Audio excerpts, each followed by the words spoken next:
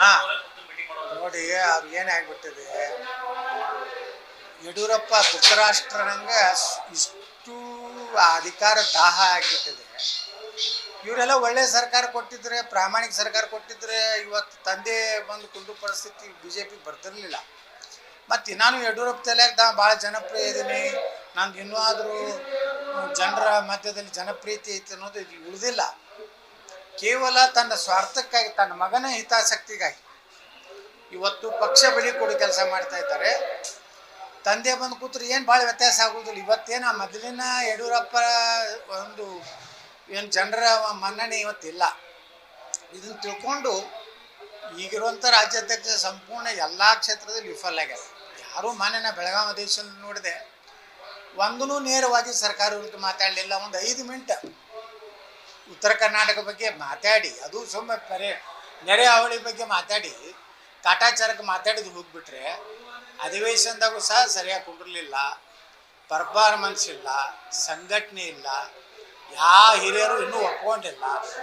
ಈ ಸ್ಥಿತಿಯಲ್ಲಿ ಏನಾದರೂ ಮಾಡಿ ನನ್ನ ಮಗನ ಉಳಿಸಬೇಕು, ಮುಖ್ಯಮಂತ್ರಿ ಮಾಡಬೇಕಂತೇಳಿ ಈ ರೀತಿ ಒಂದು ಧೃತರಾಷ್ಟ್ರನ ಒಂದು ಏನು ತನ್ನ ಮಗನ ವ್ಯಾಮೋಹದಿಂದ ಪಕ್ಷ ಹಾಳು ಮಾಡ್ಲಕತ್ತ.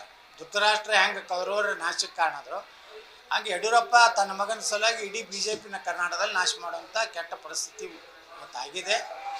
ಇನ್ನಾದರೂ ಯಡಿಯೂರಪ್ಪ ಬಿಡಬೇಕು ರಾಜಕೀಯ, ಯಾಕಂದ್ರೆ ಭಾಳ ಗಂಭೀರ ಆರೋಪ ಇದೆ ಮೇಲೆ. ಪೋಕ್ಸೋ ಒಂದು ಗಂಭೀರ ಆರೋಪ ಇದೆ. ಈಗೇನೋ ಸುಪ್ರೀಂ ಕೋರ್ಟ್ ಸ್ಟೇ ತಂದಿರ್ಬೋದು, ಆದರೆ ಅದರಿಂದ ಬಚಾವ್ ಆಗೋದು ಈ ಪರಿಸ್ಥಿತಿ ಇಲ್ಲ. ಅದಕ್ಕೆ ಗೌರವಯುತವಾಗಿ ಮೌಲ್ಯಗಳನ್ನು ಇಟ್ಟುಕೊಂಡಿದ್ರೆ ಯಡಿಯೂರಪ್ಪ ರಾಜಕೀಯ ನಿವೃತ್ತಿ ಘೋಷಣೆ ಮಾಡಬೇಕು. ಮಗನಿಗೆ ಅರ್ಹತೆ ಇದ್ದರೆ ಹೈಕಮಾಂಡ್ ಮಾಡೇ ಮಾಡ್ತದೆ. ಆ ಅರ್ಹತೆ ಇಲ್ಲಾಂದ್ರೆ ಪಕ್ಷ ಕೇವಲ ಯಡಿಯೂರಪ್ಪರ ಸಲುವಾಗಿಯೇ ಮಗನ್ನ ಮುಂದುವರಿಸ್ತಾ ಇದ್ದಾರೆ ಹೊರತು ಕೇಂದ್ರಕ್ಕೆ ನಿಜವಾಗಿಯೂ ವಿಜೇಂದ್ರ ಮೇಲೆ ಅವನ ಕಾರ್ಯತತ್ಪರತೆ ಮೇಲೆ ಏನಾದರೂ ಯೋಗ್ಯ ಅದಾನ ತಂದಿದ್ರೆ ಇಷ್ಟೊತ್ತಿಗೆ ಘೋಷಣೆ ಮಾಡಿಬಿಡ್ತಿದ್ರು. ನಾಳೆ 18ನೇ ತಾರೀಕಿಗೆ ರಾಷ್ಟ್ರೀಯ ಅಧ್ಯಕ್ಷರು, 19ನೇ ತಾರೀಕಿಗೆ ಹೊಸ ರಾಷ್ಟ್ರೀಯ ಅಧ್ಯಕ್ಷರು ಬಿ ಜೆ ಪಿಗೆ ಬರ್ತಾ ಇದ್ದಾರೆ.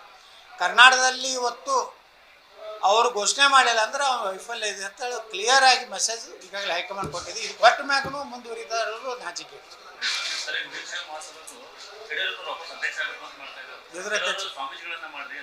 ಎದುರ ಅಧ್ಯಕ್ಷ ಯಾಕ್ರೆ ಸಾಕಾಗಲ್ಲ ಅವ್ರಿಗೆ, ಏನು ಮಾಡೋರದ. ಈಗ ವೀರಶೈವ ಮಹಾಸಭಾ ಅದು ಏನು ಸ್ವಲ್ಪ ಹೆಂಗಿದ್ದವರು, ವಿಶಾಲ ಮನೋಭಾವನೆ ಇದ್ದವರು ಆಗ್ಬೇಕು.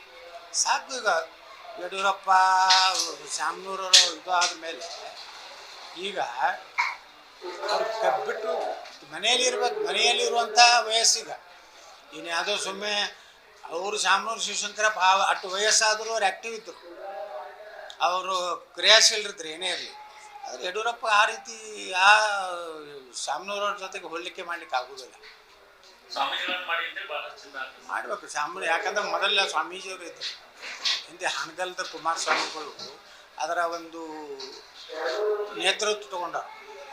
ಇವರು ಎಲ್ಲ ರಾಜಕಾರಣಿಗಳು ಇರಬಾರ್ದು. ನನಗೆ ಕೇಳಿದ್ರೆ ಯಾವುದೇ ರಾಜಕೀಯ ಪಕ್ಷದಲ್ಲಿ ಸಕ್ರಿಯ ಕಾರ್ಯಕರ್ತದ ವೀರಶೈವ ಮಹಾಸಭಾ ಅಧ್ಯಕ್ಷ ಆಗ್ಬೋದು, ರಾಜಕೀಯ ನಿವೃತ್ತಿ ಆದವರು ಆಗ್ಬೋದು.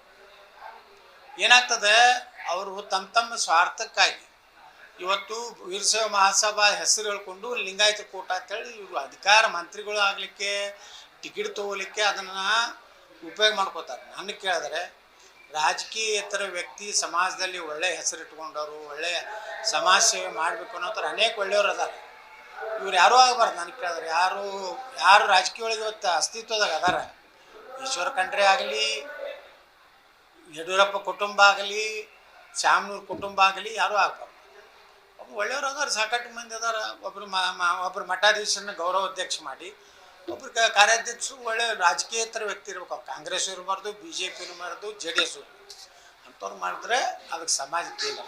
ಇವರಿಂದ ಏನು, ಇವ್ರು ತಮ್ಮ ಸ್ವಾರ್ಥಕ್ಕಾಗಿ ವೀರಶೈವ ಮಹಾಸಭಾ ಇಟ್ಟು ದಿವಸ ಎಲ್ಲರೂ ಬಳಕೆ ಮಾಡಿಕೊಂಡಿದ್ದು ತಮ್ಮ ರಾಜಕೀಯ ಸ್ವಾರ್ಥಕ್ಕೆ.